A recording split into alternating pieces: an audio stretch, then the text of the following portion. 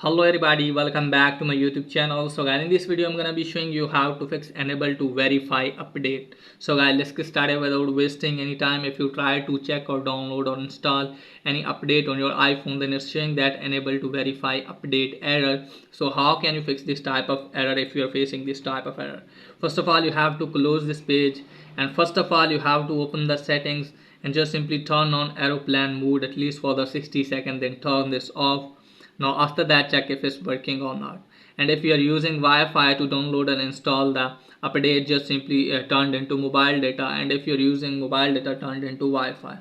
And now after that guys, what you need to do is just simply have to tap on general. From here guys, what you need to do is just simply have to scroll it down, tap on date and time, and make sure that you have turned on both of these toggles. Then scroll it down all the way, then just simply have to tap on transfer or reset iPhone. From here you have to reset your network setting and then check if it's working or not.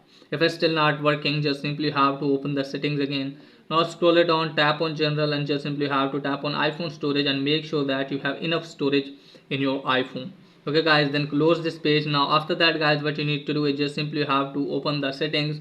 Now from here guys, what you need to do is just simply have to sign out your Apple ID and then sign in your Apple ID again, and then check if it's working or not.